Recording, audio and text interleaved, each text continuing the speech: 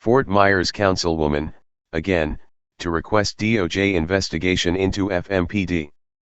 Fort Myers, FLA City Councilwoman Terrell Watson is not finished asking federal investigators to look into the Fort Myers Police Department. Watson plans to seek a roll call vote during the April 3 City Council meeting that, if it passes, would request a federal civil rights investigation into the department, according to a statement from the city. The statement did not specify why Watson, who represents Ward 3, wants the Civil Rights Division of the U.S. Department of Justice to investigate Fort Myers Police. But her request should come as no surprise. I think right now I stand more with the people in saying that we do need a Department of Justice investigation because a lot of these problems are so deep-rooted, she said during the March 6 City Council meeting. These problems go deep. We have a lot of deep-rooted problems. Watson's remarks came during the first council meeting following the release of a scathing report highlighting FMPD's challenges. Following a lengthy debate, Watson proposed a failed motion to have a state or federal agency investigate the department. Police Chief Derek Diggs has requested a U.S. Attorney's Office investigation of alleged misconduct highlighted in the report, which accuses officers of leaking search warrant information to drug dealers. The $150,000 audit, completed by Free Group International Solutions LLC, was approved by City Council members in 2016 after the DOJ offered to do a similar study for free. This story is the latest in Wink News' continuing series about the FMPD audit.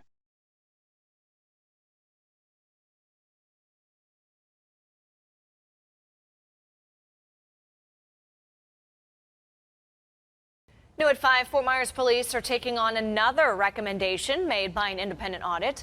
It says the department is currently overcrowded, so they're looking into using office space around the city. It would be similar to a substation, but as NBC2's Levi Ismail shows us, this new plan is creating some confusion in City Hall. We built it in 1983, and in 1984 we were maxed out basically.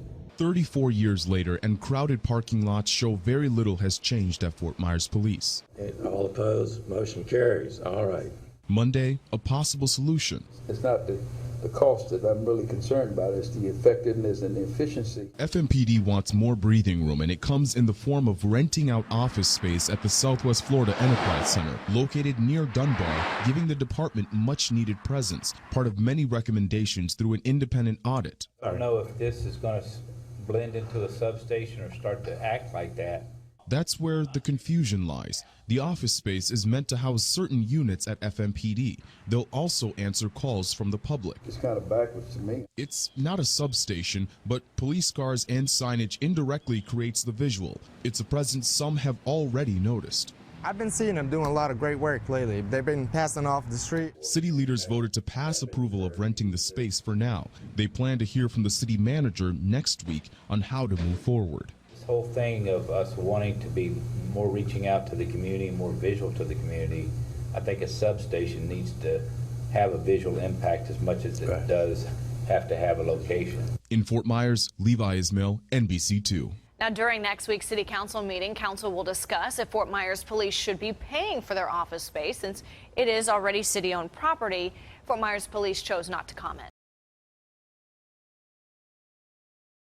City of privilege to do this engagement and be retained by the City of Fort Myers to look into the police department. We were brought in by the city with no strictures placed on us. We were given unfettered access to the department and all its members. This report was not to zero in on the good things the police department does, that they do on a daily basis. It was a critical evaluation. It was to look at the bad things. So not only did they ask us to do an evaluation, but they wanted us to zero in on the things that were not working right, or the perception was they were not working right.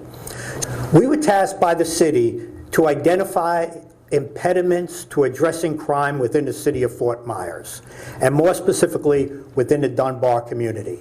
There was a buyout in 2008, and there's realities of life. And the realities of life as a police department or any municipal agency, is funded by public monies. But when that buyout occurred, the city lost a great deal of very experienced officers. And you just don't replace that overnight. And that was a problem. And then when the budgetary problems persist and you cannot replace officers, and the officers continue to operate on a lower level in terms of numbers, their job is harder.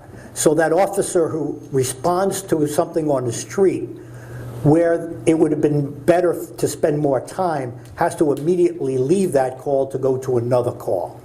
And so the public then feels they're not getting the proper attention because at that call, maybe they needed that officer longer. And the public's right. But the officer had to move on to another call, and the officer is right.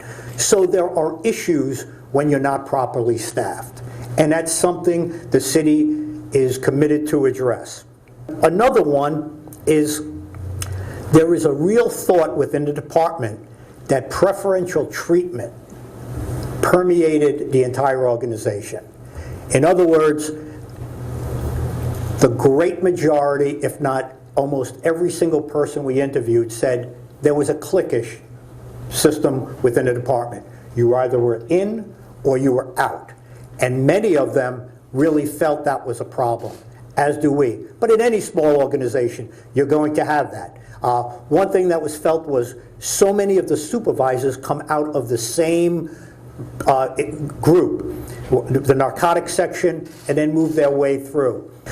Another issue was the failure to address certain integrity issues. We did, through our interviews, learn that there were some integrity issues within the department. That does occur, and that is something, when it occurs, must be dealt with. The way it was dealt with historically was to not deal with it. That cannot happen. That is something that needs to be addressed one way or the other. Again, the current administration, the chief, is committed to dealing with those issues and dealing with them heads on. There's no other way. You must understand that if you don't deal with them, your department is isolated, which in very many ways has happened from other law enforcement entities in the area. They lack sufficient physical space, and this goes to support staff as well. You know, crime scene technicians, we run through it in a report. There's a lot of inadequate spacing. And as we mentioned, a lot of this is historical and has been going on for years, and they've been making do. Eventually, to do the job right, you need the proper resources. Our recommendations that we've made in the report, and we've made a number of them, we tiered and made a tiered approach to them. The reason for that is we wanted to put different levels. Tier 1 are recommendations that we believe the city must institute immediately because it affects the safety of the citizens of Fort Myers. So that has to be done right now. An example, the communications division. Historically, that section has been tremendously understaffed.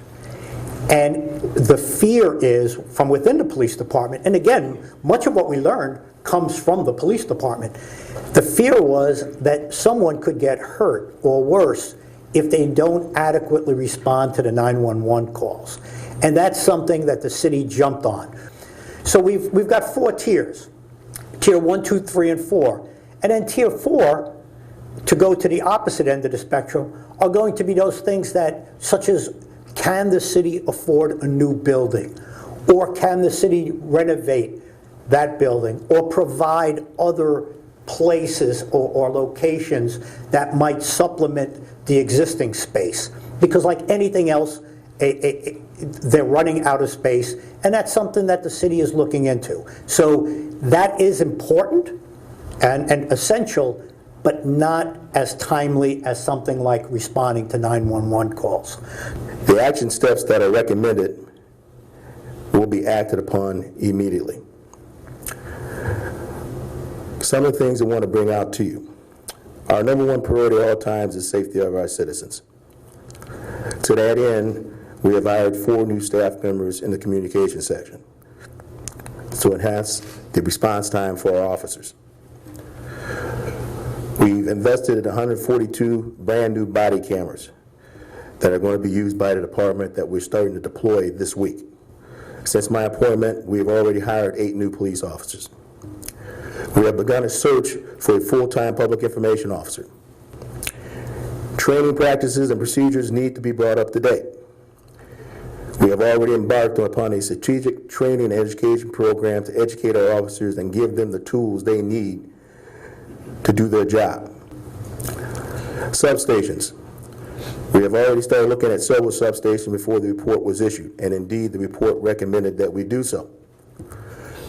We'll have more details about specific location of these substations, but in the report, one were the recommendations that we put a substation in the Dunbar community area, which we will do. Overall, we have improved the safety of our citizens in our neighborhoods, and we will continue to do so. It's interesting to see how little a difference there is between so many of the police officers' views and people in the community, and how they share a common concern, and yet there's been tensions and there's been problems like anywhere else. And the goal here is to make the department as good as it can be, to let the public know that the department's there to serve them, and try to meld those interests. And that's what the city is committed to doing.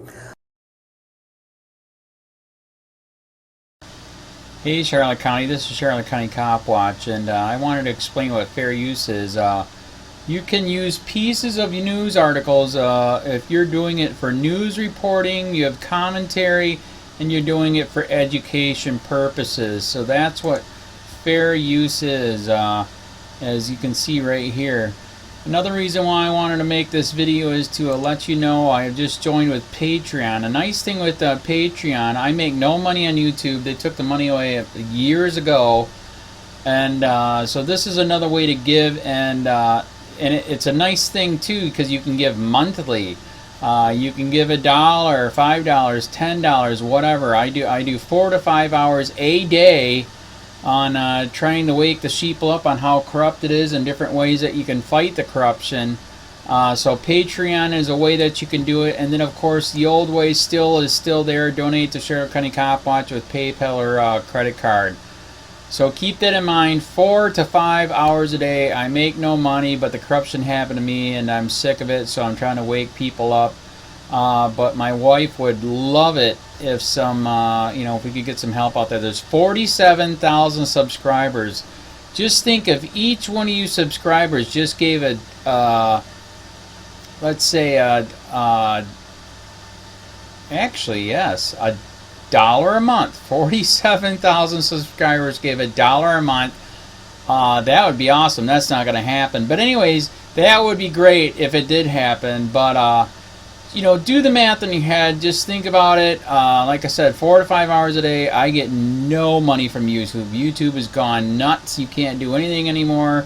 They're taking the money away everywhere. So these are a couple different ways that you can still help out with all this time that I put in. And as you know, I'm in a special situation where, at least I can do it. 4 to 5 hours a day. We have a cleaning company during the day. That's what allows me to do this, and we're debt free. So this is my hobby. I don't go fishing and all that other crap. I try to save the world. So help me out to make the wife happy, man. In fact, if you guys did give $1 a day, and there was 47,000 of you, and you did it, and each of you gave $1, and that was every month, oh my God, yes, I could quit. I could start suing them. Another idea too that we have is, if I got some funds, we could actually contact everyone that has been ticketed and or arrested and put in jail and start sending them postcards to let them know we're here, and to see if everything went all right, and if it didn't, find out their story. So we could even do more investigations and more lawsuits. Lawsuits take money. So just think about that. 47,000 of you so far right now. $1 a day. $1 a month on Patreon, or $5 a month Patreon, 10, 20, whatever. Just do the math in your head. Help out. This is a lot of work every single day. Thanks.